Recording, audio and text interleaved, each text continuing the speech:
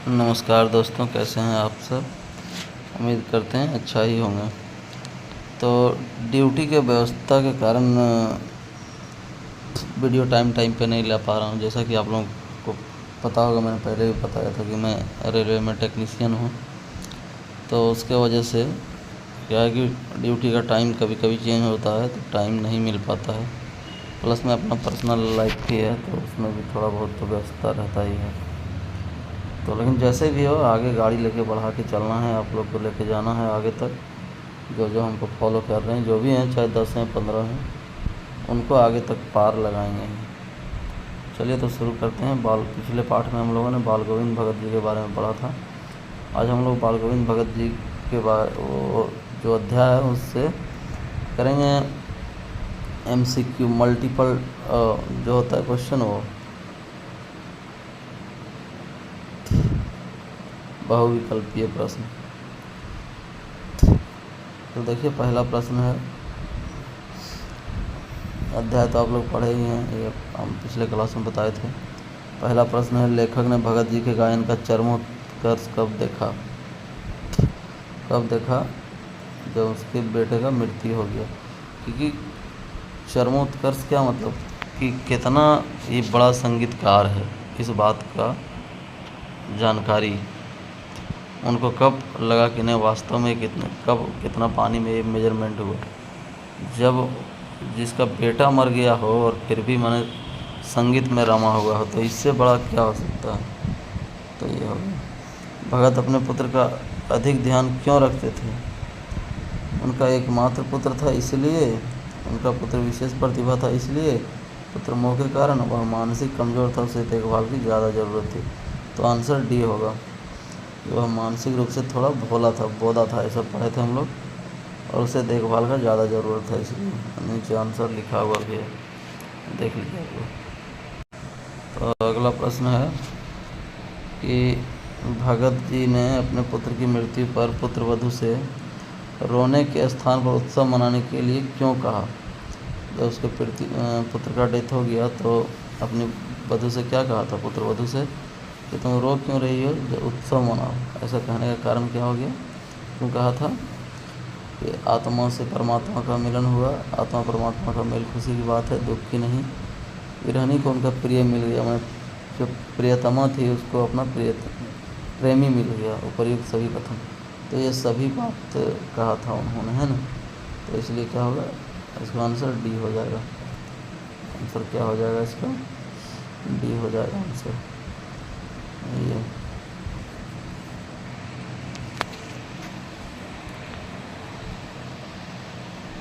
चार number next प्रश्न है आपका यह क्वेश्चन कि बाल गोविंद भगत ने लीक से हटकर सबसे बड़ा क्या कार्य किया।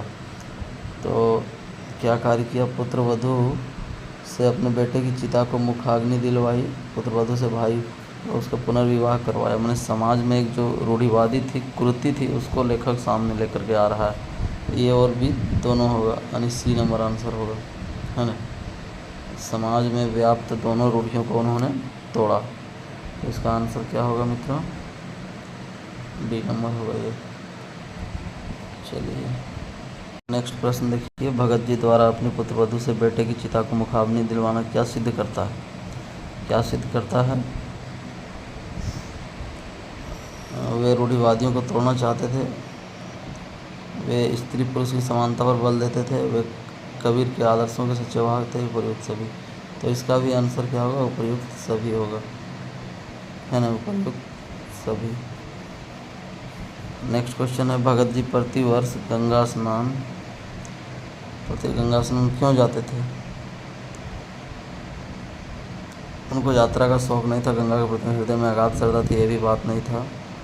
उनकी मान्यता थी गंगा का स्नान पुण्य मिलता है, ये सब उनका मानना नहीं था। वो एक ही कारण से जाते थे, और वो कारण क्या था, संत समागम के लिए जाते थे, नहाने के उद्देश्य से नहीं जाते थे, संत समागम के उद्देश्य से, है ना।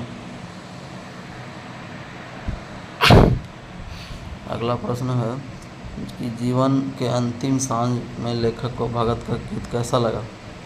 कैसा लगा, जैसा कि वीणा का तार टूट गया हो और थोड़ा आवाज़ में दूसरा टाइप से उसका आवाज़ हो गया था। तो ये लगा। देखिए अगला प्रश्न, बाल गोविंद भगत किस कारण से साधु कहलाते थे?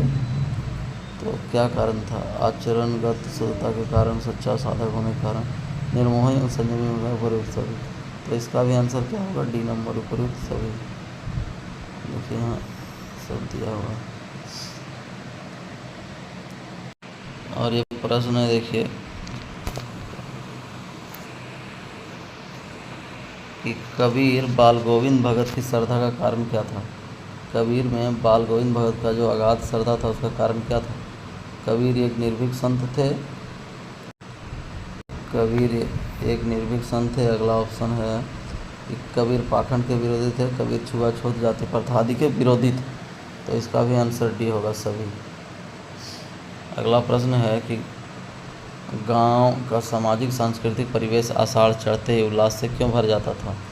आषाढ़ वर्षा का महीना होता, ज्येष्ठ के महीने की तपीस से लोगों को छुटकारा मिल जाता, लोग धान की रोपाई शुरू कर देते। तो इसका भी आंसर सब होगा, सभी। उपयुक्त में से सभी। अगला प्रश्न है, एक सच्चे साधु की पहचान कैसे होती है?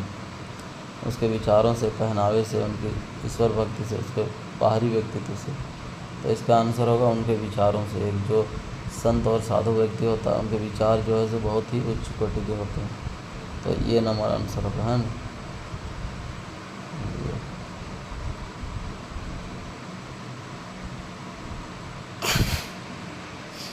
अगला प्रश्न है कि राम वृक्ष बेनीपुरी का जन्म कब हुआ था? जो इनके लेखक हैं, ये पीछे भी प्रश्न जो राम वृक्ष बेनीपुरी का करवाए थे उसमें भी करवाए थे। तो उनका जन्म 1902 में हुआ था, है ना, मुजफ्फरपुर के बेनीपुरी गांव में। 1902। अगला प्रश्न है कि बेनीपुरी जी ने निम्नलिखित में से किस पत्र का संपादन नहीं किया? इनमें से किसका संपादन उन्होंने नहीं किया? किसान मित्र, युवक, सरस्वती, जनवानी। तो आंसर क्या होगा? सरस्वती का उन्होंने संपादन नहीं किया था, है ना। सरस्वती जो है इनका संपादन उन्होंने नहीं किया था। अगला प्रश्न है, निम्नलिखित में से कौन सी रचनाएं बेनीपुरी की नहीं है?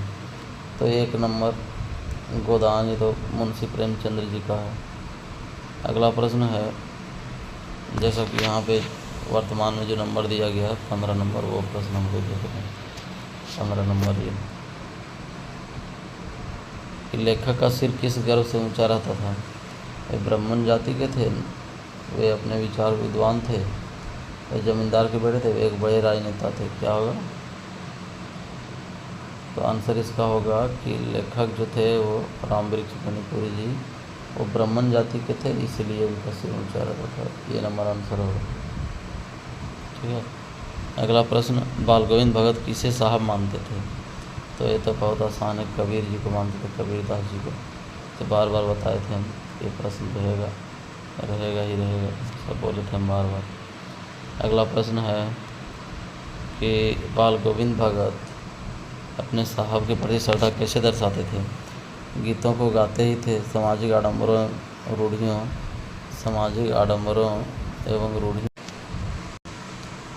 उनके गीतों को गाते थे सामाजिक आडंबरों एवं रूढ़ियों का विरोध करके, संसार को नश्वर, ईश्वर को सत्य बताकर। तो ये डी नंबर आंसर होगा, इनमें से सभी। अगला प्रश्न है कि बाल गोविंद भगत सब चीज़ों को किसकी संपत्ति मानते थे? तो वो साहब की सब संपत्ति मानते थे। किसकी संपत्ति? साहब। और साहब उनके कौन थे? कबीरदास। नेक्स्ट प्रश्न है कि बाल गोविंद भगत की आजीविका का साधन क्या था? बाल गोविंद भगत की आजीविका का साधन क्या था? भिक्षा मांगना, गाँव वालों द्वारा की सहायता, कृषि। तो उनका जो था आजीविका का साधन वो क्या था? कृषि था, है ना, कृषि। तो ये हो गया आपका सही आंसर। नेक्स्ट क्वेश्चन है, भगत जी के गीतों की विशेषता क्या थी? भगत जी के गीतों में ईश्वर प्रति आस्था, ठीक है। गीतों के बोल भगत जी के जीवा का स्पर्श पाकर जीवंत हो उठते थे। उनके गीतों में अज्ञानी तथा भटके हुए लोगों को राह पर लाने की टेर होती थी। ऊपरी में से सभी होगा, यानी आपका क्या होगा, ये होगा आंसर सही। नेक्स्ट क्वेश्चन है, भगत जी का कौन सा गीत लोगों को चौंकाता था? कौन सा गीत लोगों को चौंकाता था? ऑप्शंस आपके पास है कि मौको कहाँ ढूंढे बंदे, संतों भाई आई ज्ञान की आंधी, गोदी में पीवा। तो इसका आंसर क्या होगा, गोदी में पीवा वाला गीत गाया था, है ना, ये आंसर होगा सही।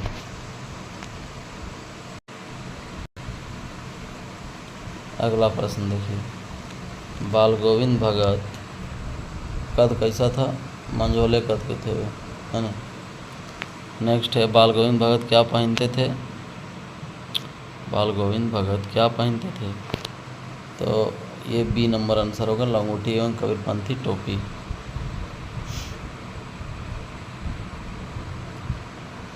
नेक्स्ट है, वे मस्तक कैसा टीका लगाते थे? राम नामी टीका ये लगाते थे वो, है ना। चलिए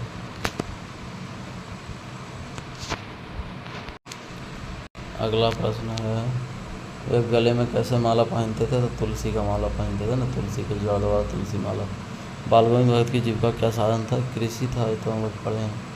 खेती बाड़ी करके जीवन का निर्वहन अपना करते थे, यानी सी नंबर ये।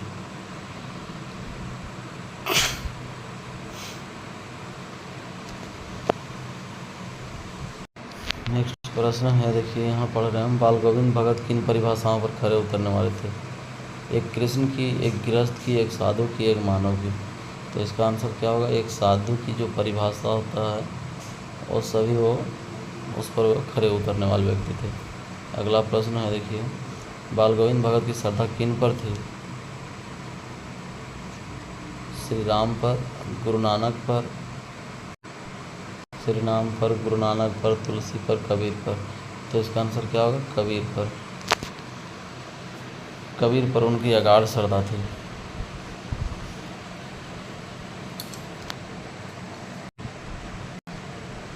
अगला प्रश्न है कि बाल गोविंद भगत का व्यवहार कैसा था? वे दो टूक बात कहते थे, वे झूठ नहीं बोलते थे और सबसे खराब व्यवहार करते थे, वे खामखा किसी से झगड़ा मोल नहीं लेते थे। ये डी होगा उपयुक्त सभी। ज़्यादा बात नहीं करते थे और फालतू फालतू का लड़ाई झगड़ा नहीं करते थे। चलिए अगला प्रश्न है, खेत में पैदा हुए अनाज को वे पहले कहाँ ले जाते थे? साहब के दरबार में। उनका साहब का दरबार में कबीरपंथी का जो मठ था उसमें लेकर जाते थे, माथे पर लेकर के, ठीक है।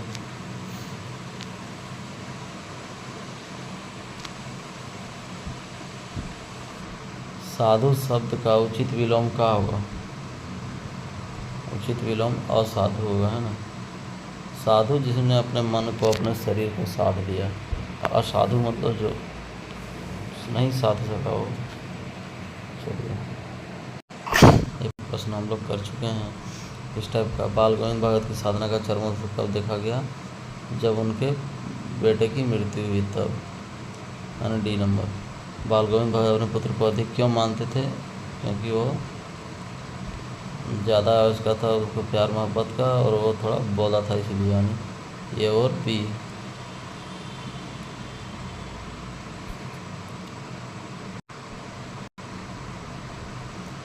अगला प्रश्न है, भगत को दुनियादारी से निवृत्त किसने किया? तो उनकी बहू ने अपनी जिम्मेदारी ले लिया था, जिसके कारण वो दुनियादारी से निर्वृत्त हो गए थे, है ना। चलिए अगला प्रश्न है कि बेटे के मरने पर बाल गोविंद भगत क्या कर रहे थे? तो पहला ऑप्शन है वे गीत गा रहे थे, तो ये बिल्कुल सही। इसका ऑप्शन शायद मैंने लेना भूल गया, तो इसका आंसर भी यही है। हालांकि दूसरा टाइप का क्वेश्चन आंसर है, इसमें मल्टीपल चॉइस ही है, लेकिन ऑप्शन नहीं है। शॉर्ट क्वेश्चन है लेकिन आंसर नहीं, वन लाइनर है, लेकिन प्रश्न तो बनता है, तो पूछ सकता है ऑप्शन देके। बाल गोविंद अपने खेत में क्या कार्य करते थे? तो धान का रोपाई और गीत गाते थे, है ना। बाल गोविंद गीत गाने में किस प्रकार मग्न हो जाते थे? पूरे लय में। वे पूरे संगीत साधक लगते हैं और उनका गायन स्वर्गिक आनंद देता था, स्वर्ग का सुख। अगला क्वेश्चन है, बाल गोविंद भगत के गायन का अन्य लोगों को क्या असर पड़ता था? कि दूसरे लोग भी जो है सो गीत गाने लगते थे, दूसरे लोग भी गीत गाने लगते थे। हलवाओं के पैर ताल उठने लगते थे। रोपनी करने वालों की उंगलियां एक अजीब से क्रम में बढ़ने लगती थी। बाल गोविंद पतहू ने पतहू पुत्र की चिता को आग क्यों दिलवाई? क्योंकि समाज में व्याप्त रूढ़ी को तोड़ने के लिए, है ना। देखिए यहाँ लिखा हुआ भी है, वे कबीर के सिद्धांतों को मानने वाले थे।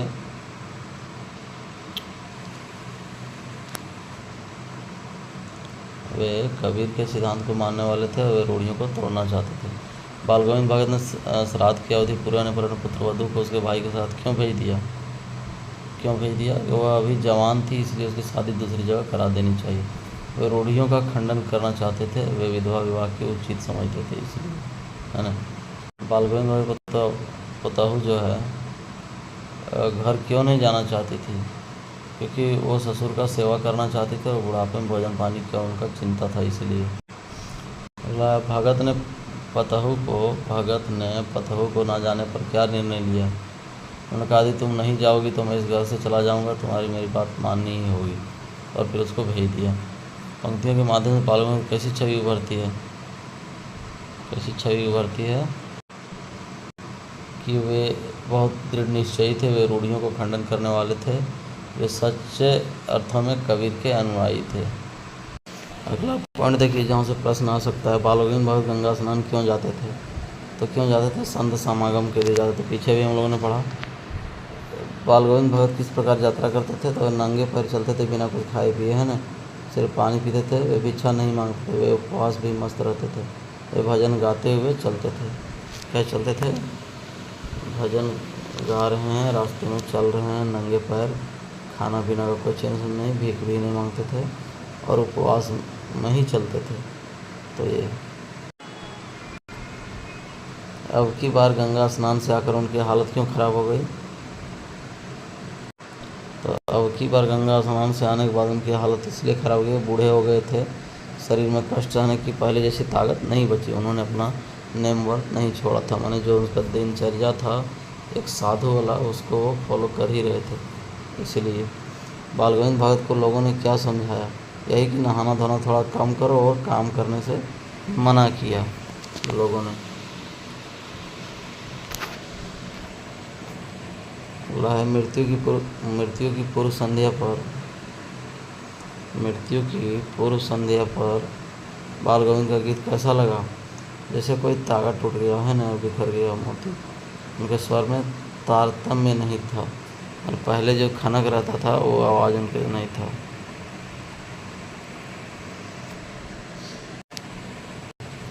अगला देखिए, विरहनी अपनी प्रेमी से, विरहनी देखिए ऊपर,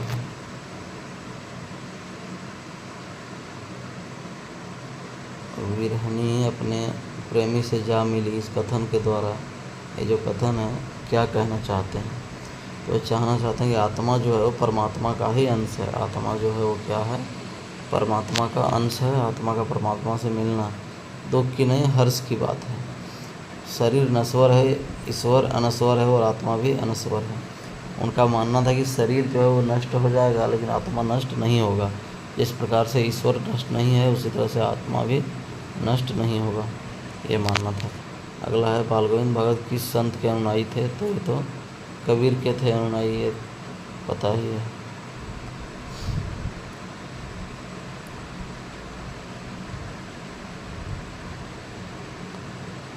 अगला है कि बाल गोविंद भगत अपने पुत्र वधू का विवाह क्यों करवाना चाहते थे? वे नहीं चाहते थे कि वह वैधव्य जीवन काटे, क्योंकि वो जवान थी अभी, इसलिए वो चाहते कि विधवा बनकर नहीं रहे। इसकी उम्र वासनाओं पर नियंत्रण करने की नहीं है, कि जो उनके इच्छाएं हैं, शरीर की जो ज़रूरत है वो काबू नहीं कर सकती है, और वो उम्र भी उसका नहीं है अभी। भगत समाज की वस्तु स्थिति को भली भांति भी समझते थे कि उनके ऊपर लांछन होने लगा। वे समाज की रूढ़ियों को समाप्त भी करना चाहते थे, बस इसलिए। तो ये थे कुछ प्रश्न जिसको हम लोगों ने डिस्कस किया बाल गोविंद भगत से। और अगर पाठ से प्रश्न पूछता है तो बस इसी तरह का रहेगा, और जितना हमने पॉइंट अभी डिस्कस किया इस पॉइंट के अंदर ही रहेगा। तो अगर वीडियो आप लास्ट तक देखे हैं तो फिर एक शेयर भी कर दीजिए और लाइक भी कर दीजिए। ताकि अगला फिर से लेसन लेके आएँ तो को अच्छा लगे करने। चाहे अब अकेले देख रहे हो 5-7 आदमियों को फ़र्क नहीं पड़ता, पैसा से मतलब नहीं है। और चैनल को भी सब्सक्राइब कर लीजिए। थैंक यू मित्रों, शुभ रात्रि।